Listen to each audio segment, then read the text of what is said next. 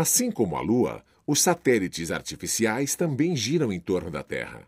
Eles são essenciais hoje em dia, sobretudo para os meios de comunicação, como o celular, a televisão e as telecomunicações em geral. Para estarem em órbita, os satélites são lançados por foguetes com uma velocidade adequada. Ao atingir a altura ideal, o foguete libera o satélite e é dado um pequeno empurrão, uma velocidade tangencial, para que ele comece a se mover em torno da Terra. O processo é idêntico ao disparo de uma bala perto da superfície da Terra. Se a velocidade horizontal for adequada, a bala pode ir tão longe que termina acompanhando a própria curvatura da Terra e nunca chega ao solo. Em outras palavras, entra em órbita. Agora vamos conhecer mais sobre outro personagem que mexe com a vida na Terra. Há muito tempo, os cometas eram uma aparição que provocava medo. Eram associados a tragédias e avisos divinos. Em 1301, o cometa Halley assustou a Europa, surgindo perto da virada do século. Para muitos, significava o prenúncio do fim dos tempos. O pintor italiano Giotto, que viu a passagem do Halley, em seu quadro Adoração dos Reis Magos, representa a estrela de Belém como um cometa. E assim os cometas vêm ocupando o imaginário das pessoas. Mas vocês sabem por que os cometas quase sempre voltam?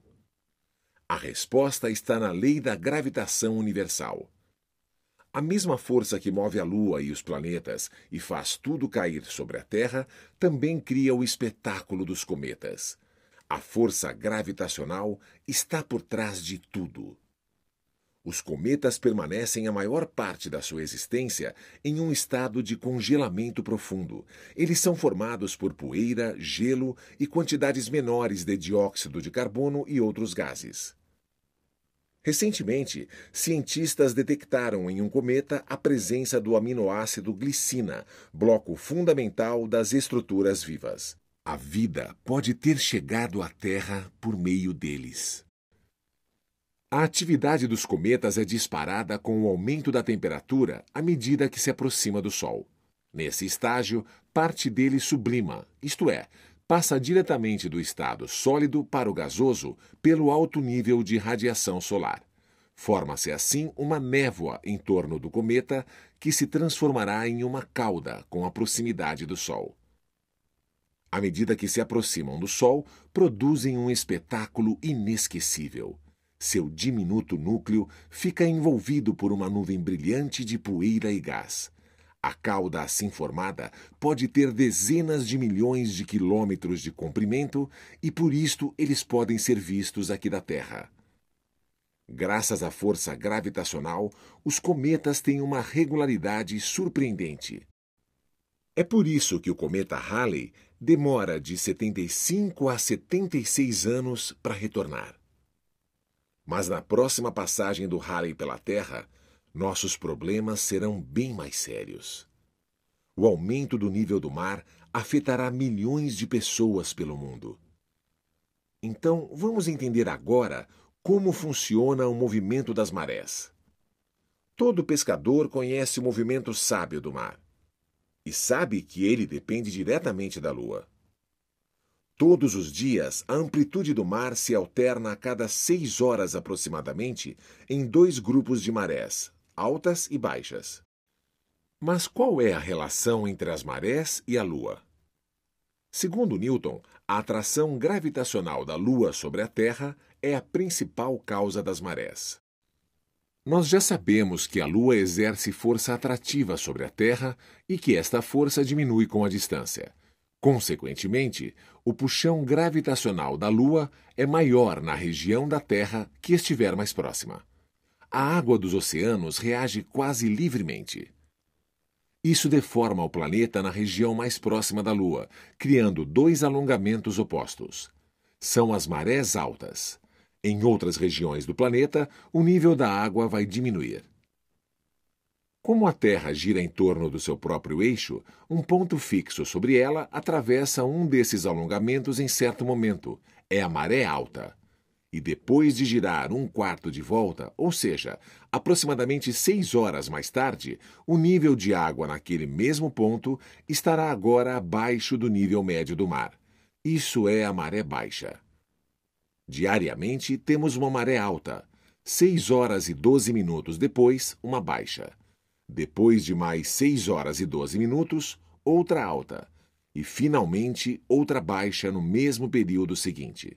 Ou seja, existe um conjunto de duas marés, uma alta e outra baixa, a cada 24 horas e 48 minutos, que é a duração do dia lunar. Por não envolver exatamente 24 horas, as marés ocorrerão em horários diferentes a cada dia. Em alguns lugares, as marés são tão intensas que podem atingir até 15 metros de altura. Não podemos esquecer que o Sol também tem relação com as marés, apesar da grande distância. Sua influência é menor, mas o nível dos oceanos flutua diariamente de acordo com as interações do Sol e da Lua com a Terra.